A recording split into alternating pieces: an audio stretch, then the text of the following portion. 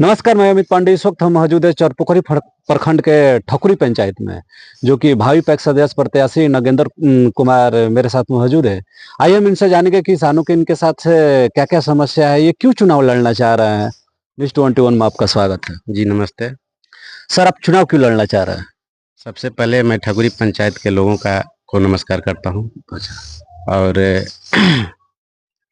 मैं यहाँ के कंडीशन को देखते हुए, किसानों के अत्याचारों को देखते हुए और किसानों के समर्थन से मैंने चुनाव लड़ने का वादा किया हूँ। और सबसे पहले जो यहाँ का पैक्स अध्यक्ष है, उनके द्वारा, इसको मान लीजिए कि उनके द्वारा जो अत्याचार हो रहा है किसानों पे, या क्यों मनमानी हो रहा है? मनमानी हो रहा है किसानों पे। क्यों किसानों तक जो पैक्स के अंतर्गत के जो योजना होता है, वो योजना नहीं पहुंच पा रहा है क्या? बिल्कुल नहीं। कोई भी योजना, जैसे देख लीजिए, ट्रैक्टर मिलता है पैक्स के द्वारा किसानों को फायदा मुहैया करवाने के लिए, उत्थान करने के लिए, लेकिन ट्रैक्टर पर्सनल यूज के लिए हमारे पैक्स अध्यक्ष ने रखा है। अच्छा। और आप जाकर फीडबैक लीजिएगा पीछे किसानों से, किसी को 10 कट्ठा तक खेत नहीं जोता गया है। उनके और उनके परिवार, उनके संगे संबंधियों के द्वारा उसको यूज किया जाता है। अच्छा, खाद समय पे धान की खरीदारी या भुगतान हो पाता है या नहीं?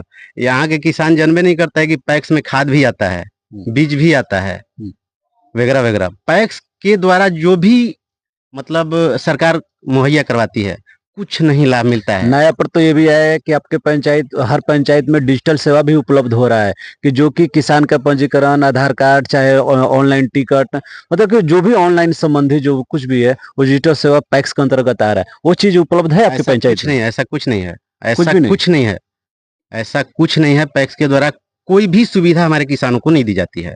अच्छा, आप चुनावी मैदान में आए हैं तो अपने मुंड से आए हैं या किसान के समर्थन से आए हैं? किसानों के समर्थन से, किसानों के कहने के उपलक्ष्य हम यहाँ आए हैं। फर्स्ट टाइम चुनाव है? जी, मेरा पहला। यदि आप चुनाव जीत के आते हैं तो आप क्या क्या सोच के रखे किसान के लिए, विकास के लिए?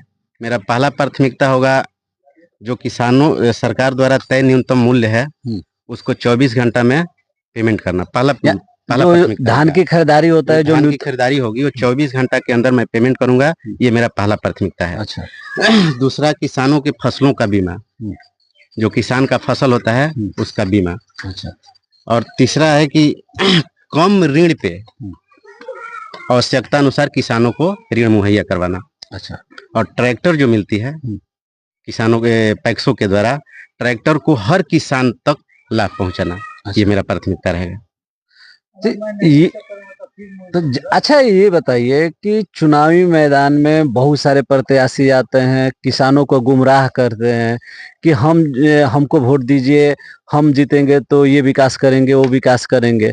लेकिन बट वो क्या है कि चुनाव जीतने के बाद जो है ना, अपने वादा से मुकर जाते हैं। तो क्या यदि आप चुनाव जीत के आते हैं, किसान आप पर भरोसा किया, तो क्या आप ये अपने वादा पर खड़ा उतरिएगा? बिल्कुल वादा पे खड़ा उतरेंगे। और खड़ा ऐसा नहीं उतरे तो हमको अगला बार वोट न करे, अगला बार समर्थन न दे। अच्छा, जो चीज अभी डिजिटल सेवा के ये दुनिया चलो, मोदी जी ने डिजिटल सेवा सब कुछ कर दिया है। ऑनलाइन पेमेंट से लेकर ऑनलाइन टिकट से लेकर सब कुछ कर दिया है। तो क्या यदि आप चुनाव जीत के आते हैं तो क्या ठकुरी पंचायत में डिजिटल सेवा उपलब्ध होगी? सबसे पहले डिजिटल सेवा में किसानों को ड्रोन के द्वारा फसलों पे दवा छिड़काव के लिए मैं मुहैया करवाऊंगा। अच्छा। सबसे पहले मेरा पहला प्राथमिकता रहेगा ये। ड्रोन के द्वारा फसलों पे छिड़काव, ऐसा सुविधा देंगे। आपको पता है, यहाँ पैक्स के द्वारा धान लिया ही नहीं जाता है, ये बिचौलियों के द्वारा धान खरीदी जाती है। यहाँ के किसान नहीं जानते हैं कि मेरा पैक्स धान खरीदता है। यहाँ के किसान ऐसा जानबे नहीं करता है। यानी सिर्फ पेपर पर काम होता है, धरातल पर सिर्फ पेपर पे काम होता है। और अब मेरी बात सुना जाए सर, पेपर पे काम किया जाता है और किसान नहीं समझता है कि समर्थन मूल्य होता क्या है। यहाँ का मूल्य निर्धारण पैक्स के द्वारा होता है। यहाँ किसान के धान का रेट पैक्स के द्वारा तय किया जाता है। कैसे, मैं बताऊं।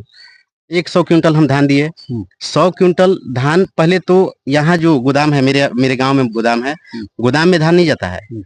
एडवाइजरी जारी होता है कि आप लोग धान मिलर को दीजिए, किसी मिल में जाकर दे दीजिए। आपका धान का कोई मतलब कोई वजूद नहीं है, अब कहाँ फेंक कर आ गए। उनको जिससे मन करेगा मिलर के द्वारा आप रिसीविंग लाइए, रिसीविंग दीजिएगा, तो रिसीविंग में धान को काट दिया जाता है। 100 क्विंटल धान को 95 क्विंटल 90 क्विंटल कर दिया जाता है और उतने का MFG रेट बनाकर और दिया जाता है। तो क्या यदि आप चुनाव जीत के आते हैं तो ये सब सारी सुविधा किसान तक मुहैया सारी कराएंगे? सुविधा, मेरी प्राथमिकता ही यही होगी कि मैं गोदाम में धान खरीदूंगा और खलिहान से धान खरीदूंगा। यानी ये मेरा आप पहला प्राथमिकता रहेगा कि मैं खलिहान से धान खरीदूंगा। बहुत बढ़िया बात है कि आप जो अच्छा ये कह रहे कि रैयत वाले को तो धान खरीदारी, लेकिन जो गई रैयत है, जो गरीब मजदूर है, जो दूसरे के खेती लेकर कर रहे हैं, क्या उनका भी धान खरीदारी होगा? हाँ जी, बिल्कुल होगा। सबका एक समान? सबका एक समान होगा।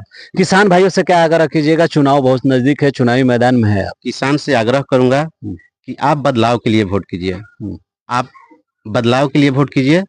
ऐसा करते हैं, अगर हमको वोट करते हैं तो मैं आपके हर वादों पे खरा उतरूंगा। ये मेरा आग्रह है। जो जितना अत्याचार हो रहा है, जितना भ्रष्टाचार हुआ है आपके पैक्स के अंतर्गत 15-20 सालों से जी, लगातार 30 साल से 30 साल से एक बात बताना चाहूंगा सर आपसे, 30 साल से मेरे अध्यक्ष जी यहाँ रहे हैं। अति पिछड़ा अल्पसंख्यक समाज में 2% भी मेंबर नहीं है। यहाँ स्वर्णों की संख्या 3000 समथिंग है और मात्र 10% मेंबर है। सबसे पहले मैं हर लोगों की भागीदारी, हर लोगों को मेंबरशिप दूंगा। अच्छा, मैं हर समाज के लोगों को मेंबरशिप दूंगा।